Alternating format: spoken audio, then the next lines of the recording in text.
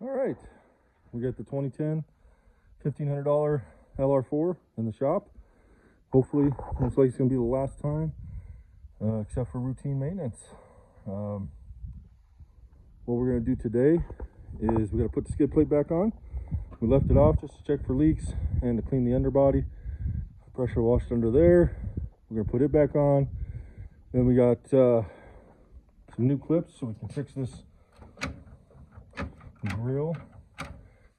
And then we got 2 new air filters and a cabin filter. And I think we'll be done with this. We're waiting on the title. So once we get the title, it'll be a California title. We'll be taking it up and get it transferred over to Nevada. And this will be the wife's daily driver until it sells. And we are going to put it up for sale. It's only a 5-seater. We got a big family, so we need the 7-seater. So yeah, $1,500 LR4 is turning out to be a good deal. 121,000 miles on it. Let me get to it. All right, we got our new filters here. I just went with this brand. It's made in Poland.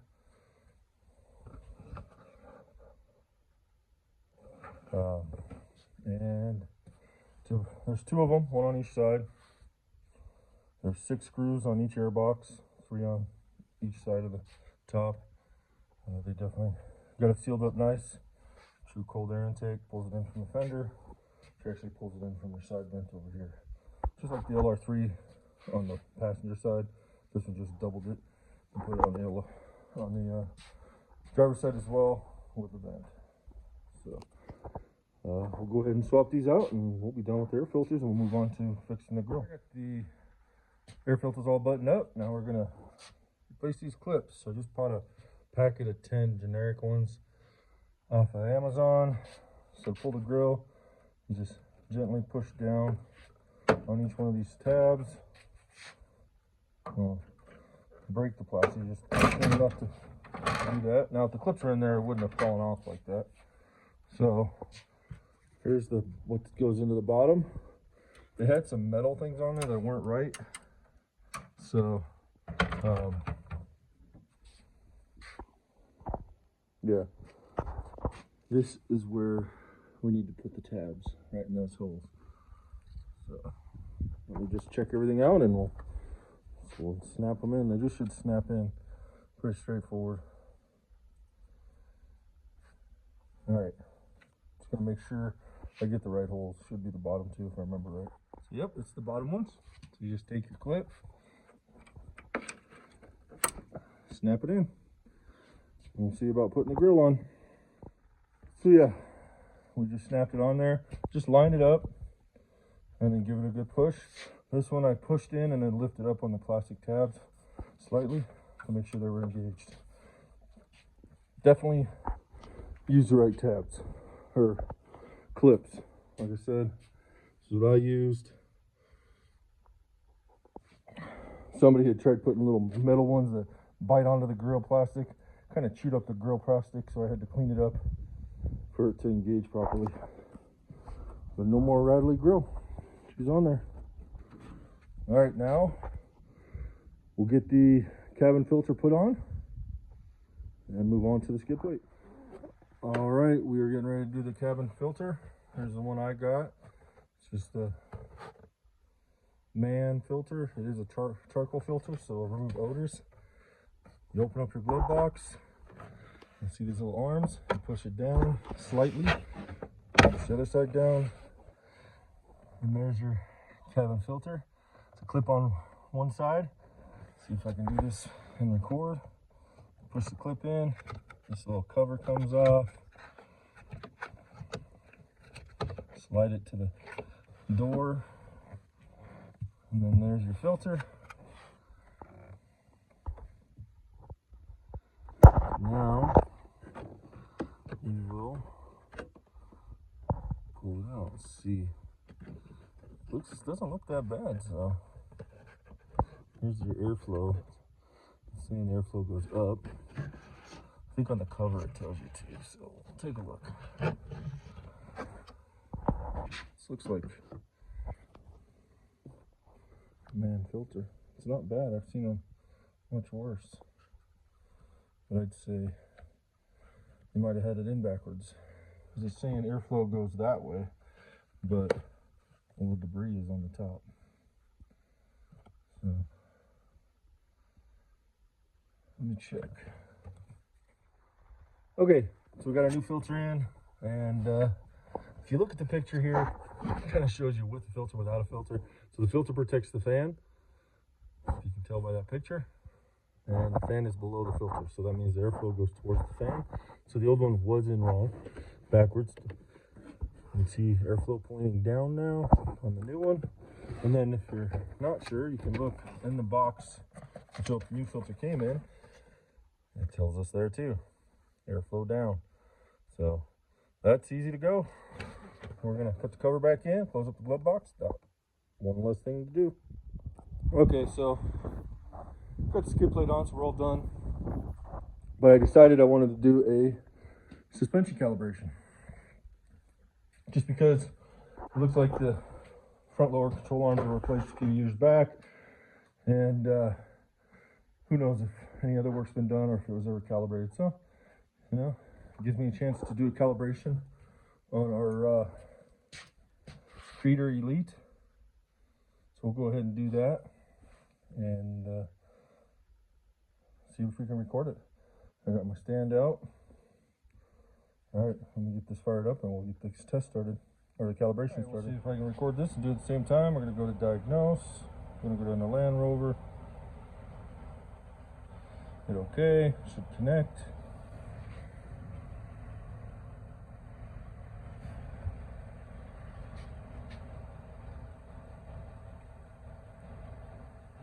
Okay, now we're gonna hit automatically search. Hit OK. Yes. Okay, we're going to do special functions. I believe that's where it's at. Go up to air suspension. Suspension height calibration. Okay, it's going to tell you this calibrate engine running and all doors closed. Ensure the suspension is functioning properly. Okay, we're going to hit OK. Special height measurement tools are required. Get ready to verify air pressure is all correct. Hit OK.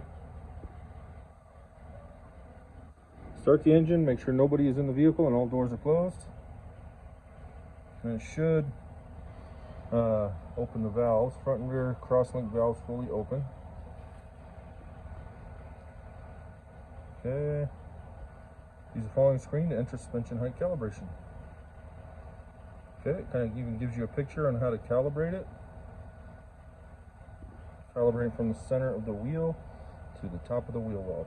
You just want to make sure you calibrate in the same spot on the fender. I usually put a piece of tape there, so I calibrate because you measure it twice. Okay, so now it's telling me to go ahead and start taking the measurement. So I won't bore you with measuring, but it's going to be in millimeters. I got my first set of numbers in. You can see the difference in the rear is 10 millimeters. The difference in the front is 10 millimeters. So it's like, so now we're gonna go and okay, so the calibration was successful, but it gives you that warning to calibrate the lateral yaw rate sensor, basically is what I believe it is. So we're going to go into special functions in our parking brake, and then we're going to look for the longitudinal accelerometer calibration. So that's what we're going to do now. So we should go in there. Tells us turn the ignition to the on position, engine off, make sure vehicle battery is above 12.5 volts, which it should be. We're at 14.7. I'm gonna hit OK. Ignition's on. Make sure vehicle is placed on a level surface. Parking brake module is correctly secured to the vehicle. We're gonna hit OK.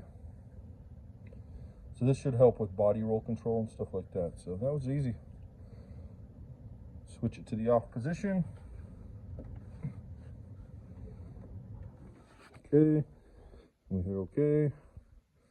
Switch to the on position. I'm doing this with the driver's door closed but the window down so I can reach in there. Hit OK. The next procedure will carry out a complete vehicle diagnostics. Do you wish to continue? No. Okay, switch it to the off position. I'm not worried about clearing codes. Okay, and that's that. Vehicle's done. So I'm gonna say it looks a lot more level. It was kind of high in the rear, but you know, I just noticed it more in the off-road position. But now we know. Next thing is having it calibrated. We know that it's gonna ride level, and it'll look better because I hate unlevel vehicles. And then also it'll handle better with the accelerometer and everything else. So all right, we're done with this. We're gonna pull it out, and after we clean it, wax it, and clean the interior. All right, I got the engine running on the 2010 LR4. So I washed the engine. So what I did, I used the degreaser, sprayed it on the bottom, underside, then sprayed the wheels and the engine compartment, let it sit for a few minutes, and then pressure washed everything off. The wheels came out cleaner. I'm still gonna wash them, but as you can see, and then I pressure washed the whole outside just to get the heavy stuff off. Not expecting much, but yeah, as soon as I wash the engine, I'll just start it up, and that way it'll get up to operating temp and dry all that moisture that's on it out, and prevent any corrosion that might happen. Yeah, so far, looking good. This is our before. Now I'm gonna wash it with some dish soap, just because it isn't too harsh that it'll damage the paint, but it should strip off most of the wax. And that's our goal here. Get any grease, grime, road buildup, and old waxes off. Then I'll pull it into the shop, and we'll see what we can do about polishing the paint, putting a nice ceramic wax on it. It'll be protected for the winter. So my tripod broke, so I can't do recording while I wash it, but it's pretty basic. Like I said, I'm just washing it with a mitt and some dish soap, rinse it off good, and pull it in the shop.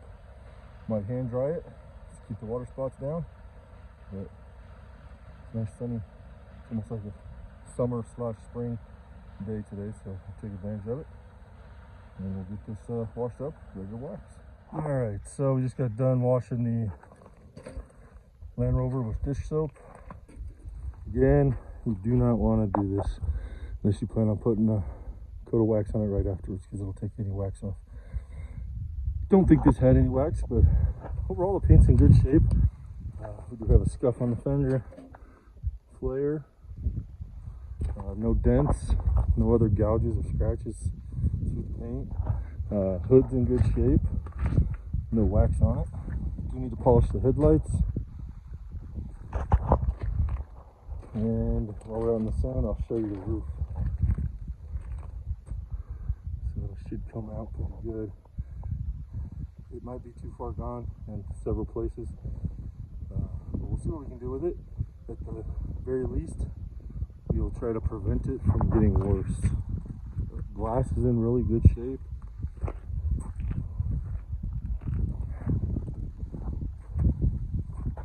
Looks good. I got it in access height just to make it easier to wash. Wheels are cleaned up nice. Paint overall, other than the roof, is in good shape, like I said. And there's one spot on the back of the car. Let's see if you can check or notice as we get closer. It's kind of weird. It's like it reflected up. But the strange thing is, it feels like it's on top of the clear coat. Now this, I'm not gonna worry too much. If I get bored, maybe I'll pull it off and try to repaint it, but clean it up and see. I think it looks really good. Nice looking car. I'm getting ready to see what I can do with this roof. It's kind of before.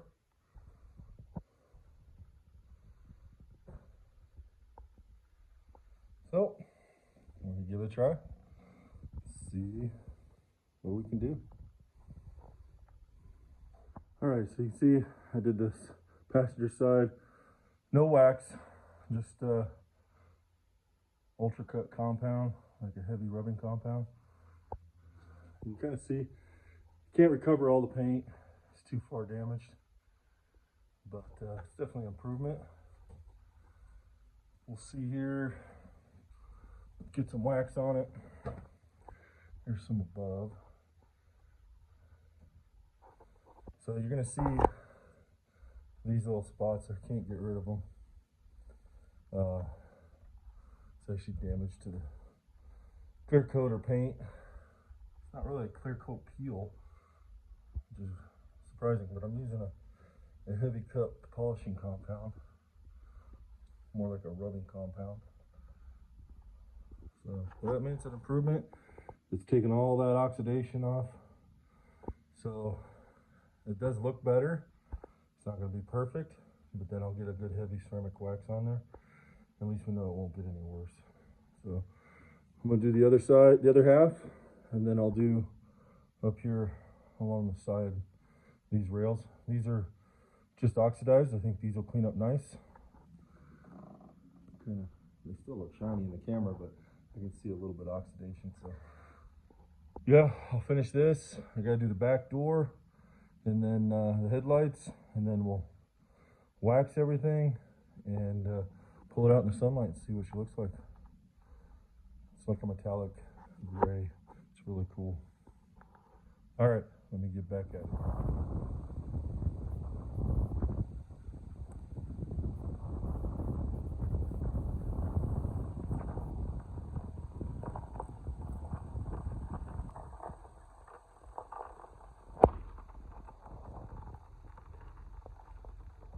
All right, we finished polishing and waxing the 2010 LR4. I think it looks pretty good.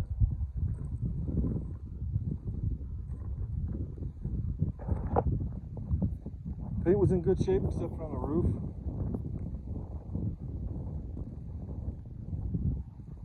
I think it even turned out better. I was able to buff the headlights. It's sharp looking.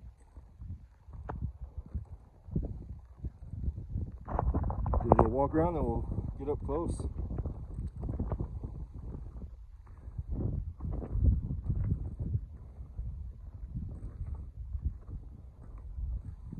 Okay, so we'll go up close here, show you the roof.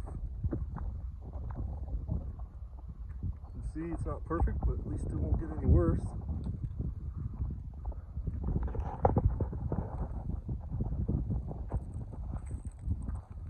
Headlights look a lot better.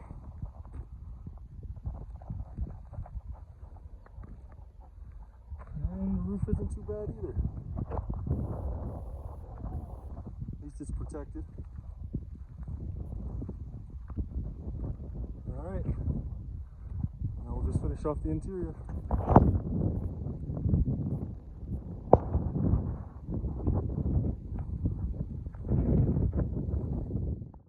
Well, we started cleaning the interior. It wasn't bad. Just did some spot cleaning and a good wipe down, thorough vacuum.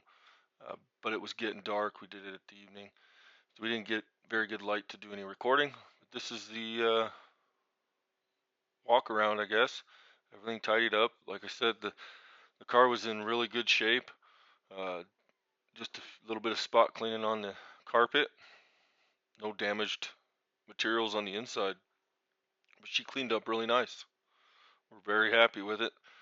Looking forward to getting it on the road and driving it, putting some miles on it. But that's going to be it for this project. Thanks for watching. I hope you enjoyed it.